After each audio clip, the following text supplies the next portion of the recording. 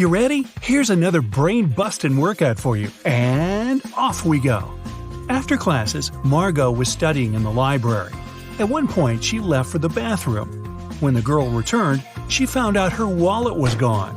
Margot immediately called the police. The librarian said she'd seen some guy, but she had poor eyesight and couldn't remember what he looked like. After listening to her vague description, the police officers questioned 3 students. Owen said he had been studying and hadn't even left his desk until the police arrived. Finn said he'd seen the girl but never really paid attention to her. He was looking for some books. Lucas said he'd been busy talking to his friend on the phone. He hadn't seen anything. Can you figure out who stole the wallet?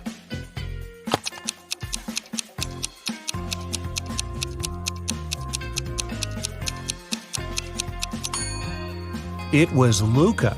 He said he'd been talking on the phone, but it's prohibited in the library. If he had used his phone, he'd have been immediately kicked out. So, he's lying. During a casual walk deep in the forest, Esme got lost. After hours of wandering, she saw a witch's house. Esme asked the elderly woman to show her the way back. The witch refused, but she was in a good mood and offered a deal. She gave Esme 3 apples. 2 of them were poisoned and 1 was okay to eat. The girl had to pick 1 apple and bite into it. If she didn't get poisoned, the witch would show her the way home. Esme was a smart girl and managed to do it. How did she know which apple to pick?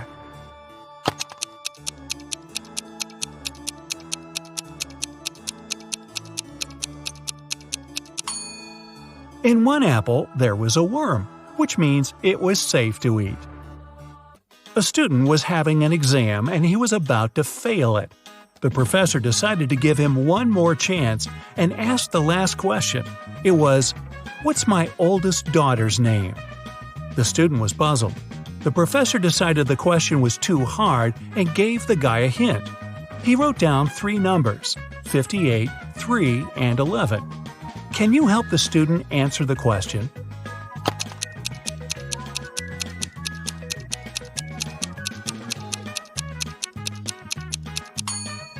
It's a chemistry class.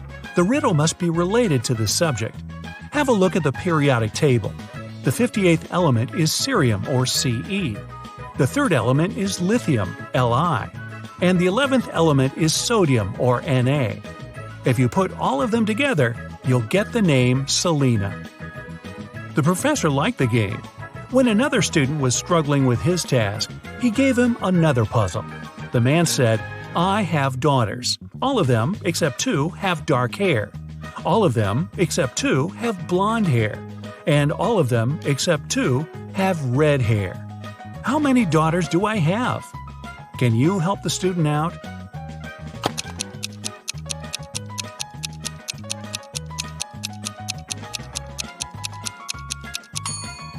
This time, the riddle has nothing to do with chemistry. Pure logic. The professor has 3 daughters.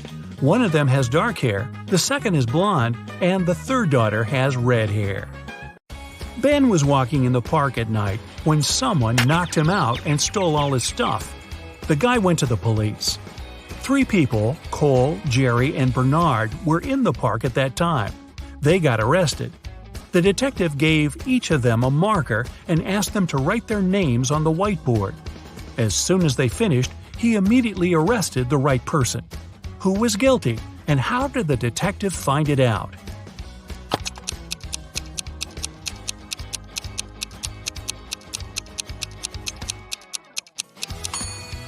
It was Jerry. Ben was hit from the right.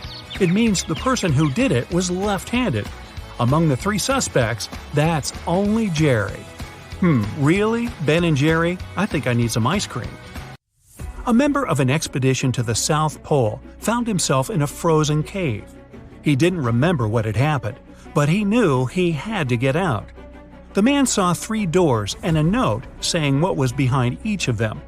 Behind the first door, there was a hungry polar bear. Behind the second door, there was a room filled with poisonous gas. And behind the third, there was a room with sharp icicles falling from the ceiling every second. Which door should the man choose to survive?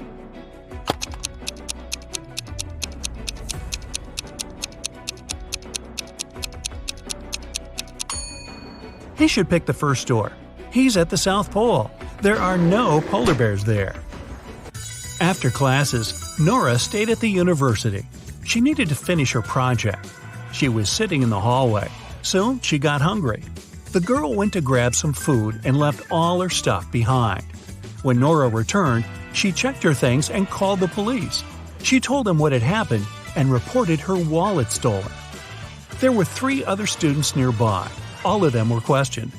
Kennedy said she had been texting her friends. Ethan said, "I did sit close to Nora for a while, but I didn't see or touch her wallet." Gabriella said she had been in the classroom and just walked out a couple minutes before. The detective listened to them and left without arresting anyone. Why?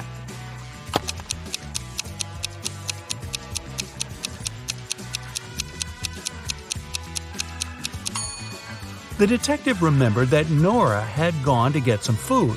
It means the wallet was with her and couldn't be stolen. The girl lied. 3 women, Sarah, Milla, and Eleanor, went shopping. 2 of them are pregnant, and 1 is a professional watermelon thief. Yeah, I know, but just humor me. Can you tell which one stole the watermelon?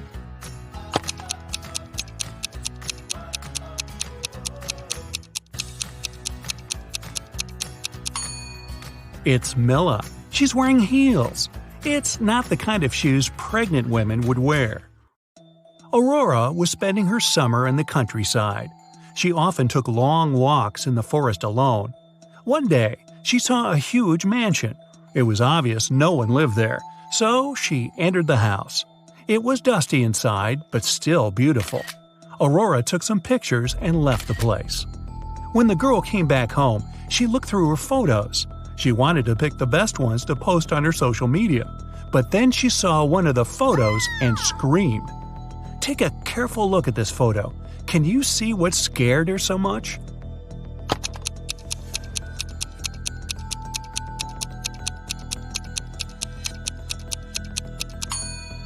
Aurora noticed she, herself, was in the photo. But it's impossible. She was alone in the house. Stella and Adeline were sisters. Their grandmother once presented Adeline a bracelet. But both girls loved this piece of jewelry very much. So sometimes Stella snuck into her sister's room and borrowed the bracelet. One day, Adeline came home and noticed the bracelet was gone. She knocked on her sister's door. Stella opened the door, realized it was her sister, and shut it again. In a couple of minutes, Adeline managed to break into the room. She started searching for the bracelet. Stella told her that this time she hadn't taken Adeline's jewelry. Adeline didn't find anything and had to leave. But on her way out, she remembered something and managed to get her bracelet back. Where was it?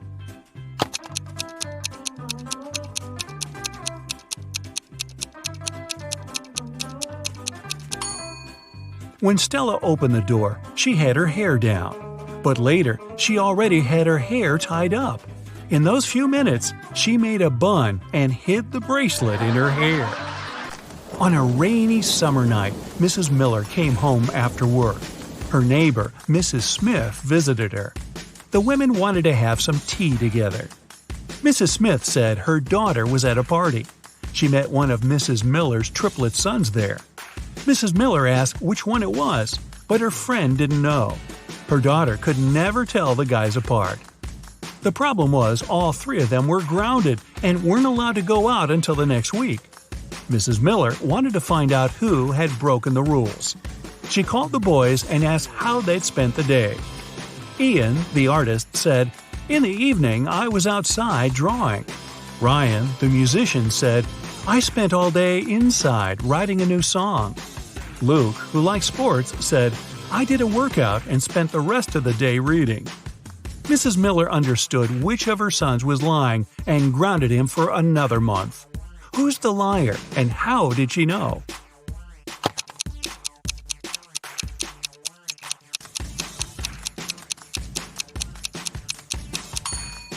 Ian lied. He said he'd been drawing outside. but it was raining. Another day, another walk in the forest, and Esme got lost again. And still, she managed to find the way to the witch's house. This time, the woman had another task for Esme. The witch gave Esme a candy bar and a knife. She was going to perform 7 tricks. After each of them, Esme had to give her 1/7 of the bar. But there was a catch. The knife was magical and could only make 2 cuts. It was also impossible to break the bar or cut it without the knife. How did Esme fulfill these conditions and return home?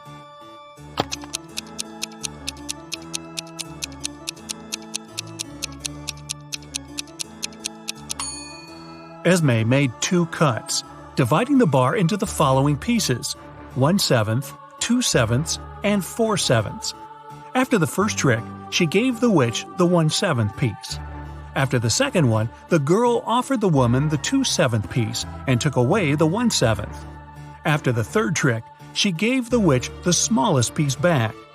After the fourth trick, Esme took away the first 2 pieces and gave the woman the 4/7 piece.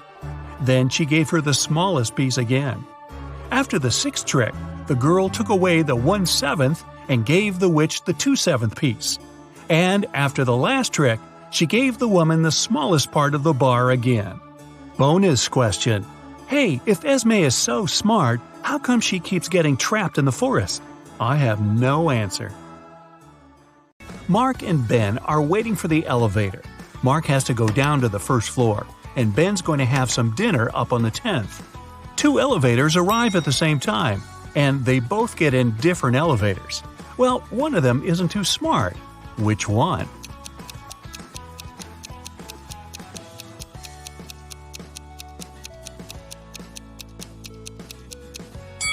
It's Ben. He needs to go up, but his elevator's going down. You're chilling watching TV when you hear the doorbell. You aren't expecting anyone, but you go to the door anyway and open it. There's no one there, just a basket of candies and a letter. The letter says, "Dear Charlie, thank you very much for your help. I really like you and wanted to ask if you want to go out sometime. All my love, always." There's no name on the letter and you have no clue who it could be from. Luckily, there's a short little riddle. 3rd of August, 4th of February, 2nd of May, 3rd of December, 6th of October. Can you crack the code and find out who your secret admirer is?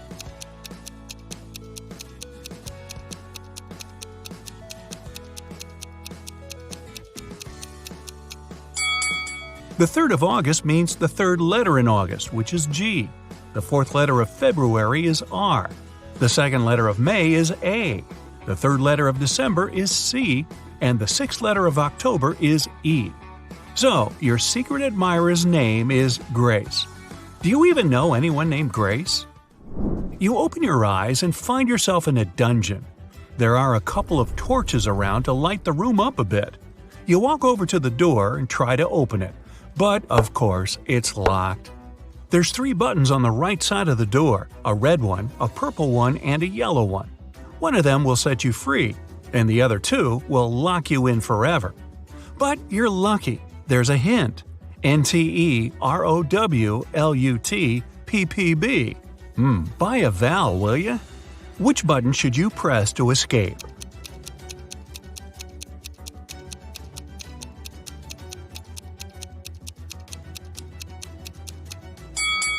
If you put the letters in the right order, you'll get purple button. Since only one button opens the door and the other 2 trap you in, you gotta try your luck with the purple one. Jessie is a mom of 3 who works as a detective. She comes home late one night and goes right into the kitchen to get dinner ready. Waiting for her in there, a huge mess. Looks like someone already had their dinner, a chocolate pasta sandwich. She doesn't let her kids eat that kind of stuff. So she goes upstairs and rounds up all her kids. Katie, Serena, and Hannah are all busy doing their homework. They all deny eating chocolate pasta, but she still knows who it was. Who's lying, and how did Jessie know?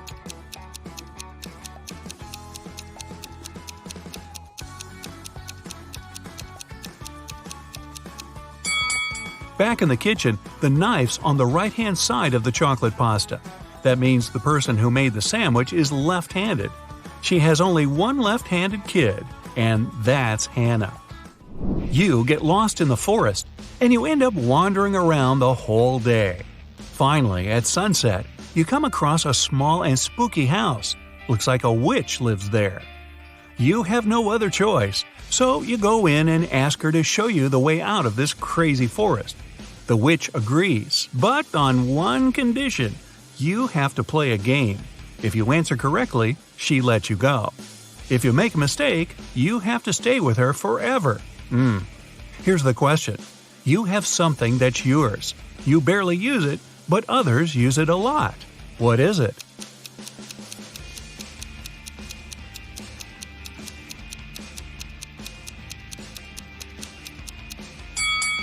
It's your name.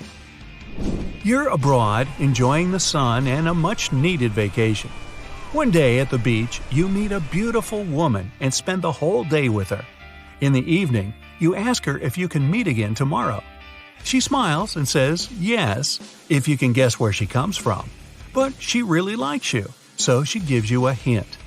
The place I'm from is 2 of Armenia, 1 of Germany, 2 of England, 1 of Turkey, 2 of India, and 1 of Australia. Can you guess where she's from?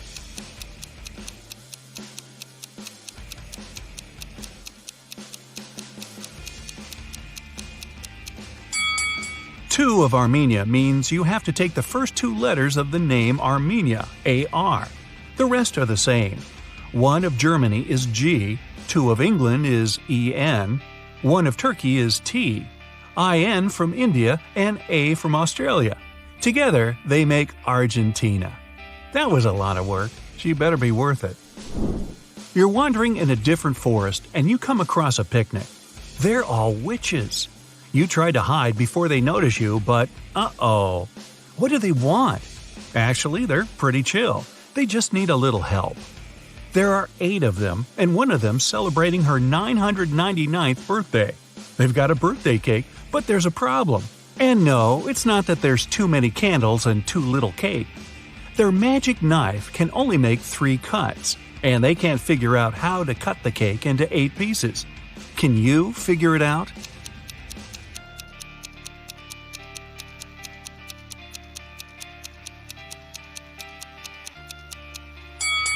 First, cut the cake in half. Then make another cut so there are 4 equal pieces. Now, cut the cake sideways through the middle so it has 2 layers. Now, everybody gets a piece. Helena finally got herself a new guitar. She wanted to play it right away, but she had school. She locked it in her room and left. When she got home that evening, the guitar was gone. Her family was kind of fun. They were always pulling pranks on each other. She asked everyone about her guitar. Here's what they said. Her mom said she hadn't even seen the guitar. Her dad said he saw it when he walked past her room, but then he didn't go in because he had a lot of work to do. Her brother said he was at home, but spent the whole day downstairs. Helena solved the mystery instantly. Can you figure it out?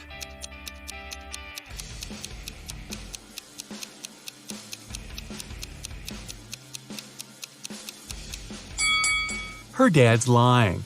He said he saw the guitar while walking past her room, but that would be impossible. She locked the door on her way out. Mrs. Miller left the house and put a $100 bill in the dining room for her son. But the son said he never saw the money. There were 3 other people in the house that morning: Stephen, the gardener, Bill, the cook, and Molly, the housemaid. Steve said he saw the money, but he's an honest man. He'd never take it. Bill said he spent the morning in the kitchen and didn't see the money at all. Molly said she had to open the kitchen window but didn't want the bill to fly away. So she put it in this book between pages 35 and 36. Can you tell who's lying?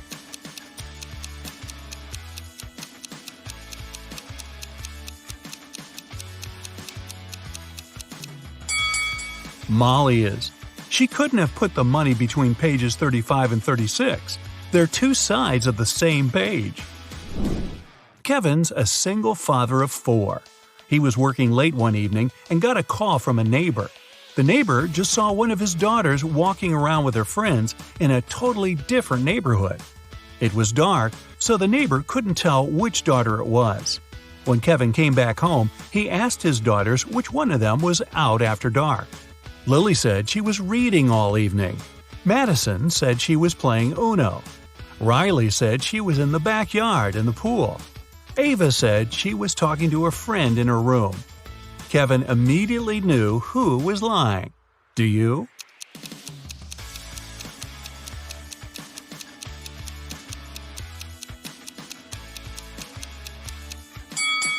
It was Madison. She couldn't have been playing Uno by herself. She's hiding something.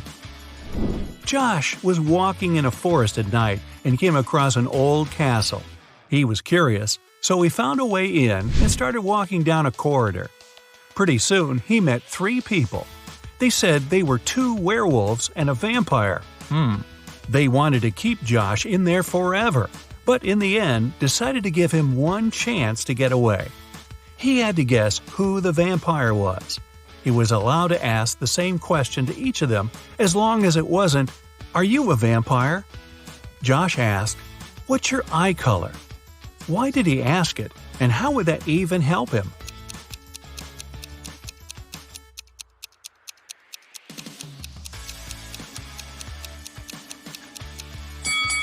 Vampires don't have a reflection in the mirror and don't show up in photos. The vampire probably wouldn't know what color eyes it had. Bonus time! Can you think of any other question that Josh could have asked those 3 guys? How well do you know your vampires and werewolves?